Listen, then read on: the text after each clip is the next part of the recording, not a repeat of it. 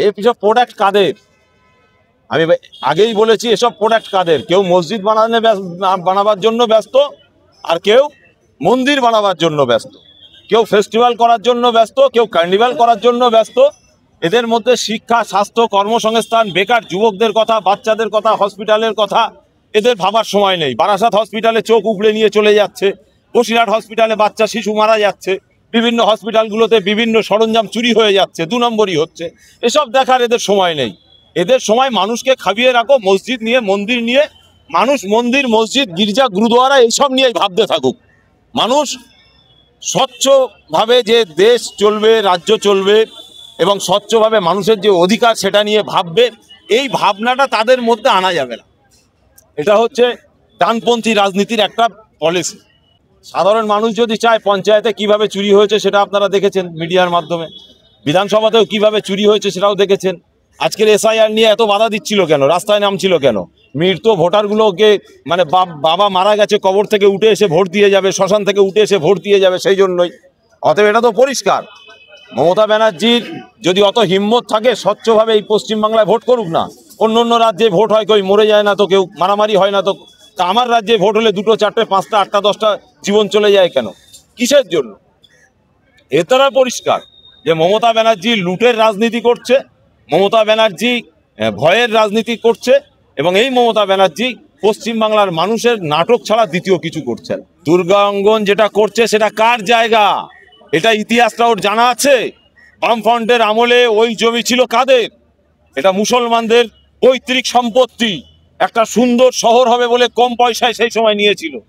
আজকের সেই জায়গায় একটা মসজিদের জায়গা, আর ওই মসজিদের জায়গার উপরে একটা কার্নিভাল করবে, করুক না, করুক। সেটার মজা বুঝতে পারবে 2026-এ, যে মসজিদের জায়গায় কিভাবে মন্দির তৈরি হয়, মসজিদের জায়গায় কিভাবে অন্যান্য কাজ কারবার তৈরি হয়, সেটা বোঝা যাবে। কেন ওই জায়গায় একটা হসপিটাল বানাতে পারলেন না, যেখানে হিন্দু, মুসলিম, দলিত, আদিবাসী, বাংলার প্রত্যেকটা মানুষ তারা যাবে চিকিৎসা করতে?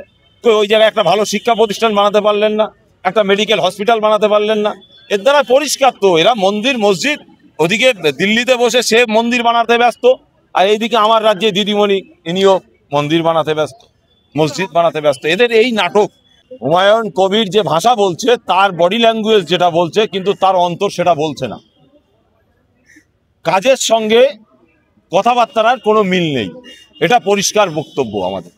আজকের কিছু এক শ্রেণীর মানুষ তারা ভাইজানকে ভালোবাসে বলে বিভিন্ন ভাবে ভাইজান ভাইজান করে হয়তো ডাকছে, আবার একটা শ্রেণীর মানুষের গায়ে জ্বালা ধরে যাচ্ছে তো, যে ভাইজান ভাইজান ভাইজান ভাইজান করছে কেন? আমি তাদেরকে বলি যে আগামী দিন দালালির সীমা আছে, কিন্তু আপনারা যেভাবে দালালি করছেন এবং বিজেপির ভয় দেখাচ্ছেন, দেখিয়ে মুসলমানদের অন্যজনার কোলে ঠেলে দেওয়ার প্ল্যান রাজনীতি করছেন, হিম্মত আছে আপনাদের। আপনি ওয়াকাফ নিয়ে কতটা আন্দোলন করেছেন, কিন্তু আমরা এদেরকে খালি দেখে যাচ্ছি। কিন্তু একটা সময় আসবে বাংলার মানুষ এদের থেকে দূরে সরে যায়। দেখুন, এই মমতা ব্যানার্জি সব থেকে বড় ঠকবাজ। এটা পীরজাদা নওশাদ সিদ্দিকী সহ আব্বাস সিদ্দিকী এবং আমরা ইতিপূর্বে বহুবার বলেছি যে এ ধান্দাবাজ, ফেরেববাজ, ধোঁকাবাজ যদি কেউ থেকে থাকে পশ্চিম বাংলার মধ্যে সাম্প্রদায়িক বীজ যে বপন করছে, তার নাম মমতা ব্যানার্জি। ও যে রাজনৈতিক দলটা করে তার মূল এজেন্ডাই আছে সাম্প্রদায়িক তকমা, সাম্প্রদায়িক কাজ। আজকে দেখছেন না, মন্দির তৈরি করা কাদের কাজ? সরকারের কাজ হয় কোনো দিন? একটা মসজিদ তৈরি করা কার কাজ? সরকারের কাজ হয় কোনো দিন? তো এদের কাজই তো এটাই, একটা সাম্প্রদায়িক দলের যেটা কাজ সেটাই করছে। আজকের ওয়াকাফ বোর্ড নিয়ে, ওয়াকাফ নিয়ে এদের যে বক্তব্য, এটা তো পরিষ্কার বাংলার মানুষকে বোকা বানিয়ে রেখেছে, বাংলার মানুষকে অশিক্ষিত মূর্খ বানিয়ে রেখেছে। বাংলার মানুষ যাতে ধরতে না পারে, বুঝতে না পারে, এই বিরাট আকারে একটা নাটক করছে। এবং মমতা ব্যানার্জি তো জানেন নাটকের তো মাস্টার, কেন এরা বিভিন্ন রকম নাটক এরা জানে। কখনো দেখেছি পা ভাঙার নাটক করে ভোট নিয়েছে, কখনো এনআরসি রুখবো বলে ভোট নিয়েছে। এ বিভিন্ন নাটক করে এরা ভোটটা নেয়। আর এদের দলের বেশ কিছু নাটক করা আরও মানুষ আছে, ওদের প্রশিক্ষণও দেওয়া হয় যে তোমরা এইভাবে এই কায়দায় নাটকগুলো করবে। আজকের সিঙ্গুরের অবস্থা কি হলো? আজকের যে নন্দীগ্রাম, সেই নন্দীগ্রামের অবস্থা কোথায়? আজকের টোটাল রাজ্যের যে মাদ্রাসা শিক্ষা নিয়ে যে কথা বলেছিল ক্ষমতায় আসার আগে, আলিয়া মাদ্রাসার অবস্থাটা কোথায়? আজকের স্বাস্থ্য অবস্থা কোথায়? আজকের যে কেদোয়াই কমিটির রিপোর্ট সেটা কোথায়, আজকে সাচার কমিটির রিপোর্ট সেটা কোথায়। অতএব টোটালটাই ভাঁওতাবাজ এবং বাংলার মুসলমানকে তেজপাতা বানিয়ে দিয়েছে। দেখুন, তেজপাতা আর কারি পাতা দুটোর মধ্যে পার্থক্য যতদিন বাংলার মুসলমানরা বুঝতে না পারবে ততদিন এদেরকে কারি পাতা হতে দেবে না, এদেরকে তেজপাতা বানিয়েই রেখে দেবে। এটা মমতা ব্যানার্জির একটা দেখলেন না, মিডিয়ার মাধ্যমে সে বলছে তো আমি এমন খেলা খেলে দেবো যেটা কেউ ধরতে পারবে না, কেউ বুঝতে পারবে না। অতএব তাদের খেলাটাই এরকম, এটা তো পরিষ্কার। এখন বাংলার মানুষ তারপরেও তাদেরকে বিশ্বাস করেছে, আমরা তো তাদের বিশ্বাস করিনি, যার কারণেই আমরা প্রথম দিন থেকেই এটার বিরোধিতা করছি। আমাদের দলের চেয়ারম্যান পীরজাদা নওশাদ সিদ্দিকী সাহেব তিনিও কেস করেছেন এবং আমরা রাস্তায় আন্দোলন করেছি, আমাদের জেল খাটতে হয়েছে, সেটাও আমরা জেল খেটেছি। ওয়াকাফের আন্দোলনে এক জাররা ছাড়ার জায়গা ছিল না, কিন্তু এই মমতা ব্যানার্জি বলেছিল যে ওয়াকাফের আন্দোলন যদি করতে হয় দিল্লিতে যেয়ে করো। এবার বাংলার মুসলমানকে বলবো যে আগামী দিন আপনারা কাকে বিশ্বাস করবেন সেটা আপনি ডিসাইড করুন, আপনি তেজপাতা হবেন না কারি পাতা হবেন সেটা আপনি ঠিক করুন। যোগ্য জবাব তো দেওয়ারই কথা এবং তারা দেবেন এটা আমরা আশা করছি। তার কারণ হচ্ছে এটাই, কেন এই মমতা ব্যানার্জি যেভাবে বাংলার মুসলমানকে কবরে ঢুকিয়ে দিয়েছে, অতএব এই কবরে ঢোকানো থেকে বার করা এটা খুব কঠিন কাজ। তার কাজ হচ্ছে একটাই, এই মমতা ব্যানার্জিকে যত তাড়াতাড়ি সরানো যায় ততই ভালো। আমার কাছে তো বিভিন্ন বাচ্চা কাচ্চা তারাও এসে বলছে যে তৃণমূলের থেকে বিজেপিকে ভোট দেওয়া ভালো। এটা ছোট ছোট গ্রামের বাচ্চারা, একটা পাগল সেও এসে বলছে যে এই তৃণমূলকে ভোট দেওয়া থেকে বিজেপিকে ভোট দেওয়া ভালো। এখন বাংলার মানুষ সেটা বিবেক বিবেচনা করবে। দেখুন, ইনি তো এনআরসি নিয়ে ভাঁওতা দিয়েছে, ওয়াকাফ নিয়ে ভাঁওতা দিচ্ছে, প্রত্যেকটা বিষয়ে তো ভাঁওতা দিচ্ছে। শুধু হেজাব পরে মুসলমানদের মসিয়া সাজা, এটা ছাড়া দ্বিতীয় কোনো কাজ নেই।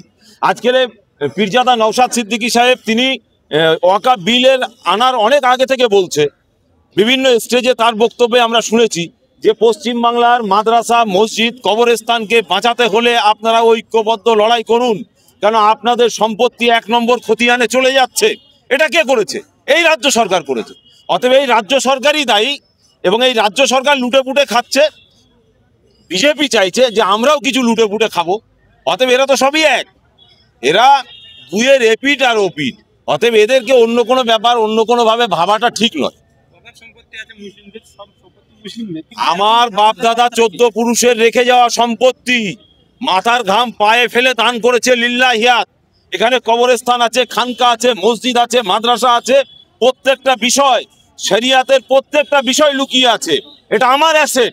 অতএব আমার অ্যাসেটকে কিভাবে ধ্বংস করা যায় এবং বাংলার মুসলমানকে কিভাবে ধ্বংস করা যায় তার একটা প্ল্যান চলছে, হিন্দুত্ব কায়েম করার একটা প্ল্যান চলছে। এই দেশে আমাদেরকে পরাধীনভাবে বসবাস করতে হবে, দাস দাসীভাবে বসবাস করতে হবে, তার একটা প্ল্যান প্রোগ্রাম তারা নিয়েছে। এটা আরএসএস এর এজেন্ডা। মমতা ব্যানার্জি আরএসএস এরই একটা লোক, এটা তো আমরা জানি। অতএব সেই জায়গায় দাঁড়িয়ে আমরা যারা একটা শ্রেণীর মানুষ আমরা প্রতিবাদ করছি, লড়াই করছি, সংগ্রাম করছি, আর একটা শ্রেণীর মানুষ এখনও তারা চিন্তা ভাবনা করছে কবে কখন কোন টাইমে পথে নামে দেখা যাক। দেখুন, মমতার ব্যর্থতা তো প্রত্যেকটা জিনিসে। এসআইআর নিয়ে কি বললো? এসআইআর হতে দেব না। এসআইআর কিভাবে হয়ে গেল এবং অফিসারগুলো কিভাবে নিয়োগ করলো? এ ওয়াকাফও তাই, হতে দেব না, কিন্তু সেই আবার নিজেই নিদান দিচ্ছে জেলা শাসকের মাধ্যম দিয়ে যে 5 দিনের মধ্যে তাড়াতাড়ি রেডি করো, কমপ্লিট করো। সম্ভব? 5 দিনের মধ্যে করা সম্ভব? কেন ও কি মনে করেছে যে ওর কালীঘাটের বাড়ির মতো একটা ওয়াকাফ সম্পত্তি নাকি? অতএব এ যেটা বলছে এর ভাঁওতা ছাড়া কিছুই নয়। আমাদের দলের লিডাররা থাকবেন, আমরা সকলে মিলে একত্রিত হয়ে আমরা এটার প্রতিবাদ করার জন্যই রাস্তায় নেমেছি। বাংলার মুসলমানকে ঐক্যবদ্ধভাবে শুধু একা লড়লে হবে না, দলিত, আদিবাসী, হিন্দু, মুসলিম সকলে মিলিতভাবে লড়াই করতে হবে। আরে আমার বাড়িতে যদি আগুন লাগে, আমার পাশের বাড়িতে সেই আগুনের ফুলকিটা যাবে না, এটা ভাবছেন কি করে? অতএব সবাই মিলিতভাবে ঐক্যবদ্ধভাবে লড়াই সংগ্রাম করতে হবে, তাহলেই যদি এটা উদ্ধার হয়।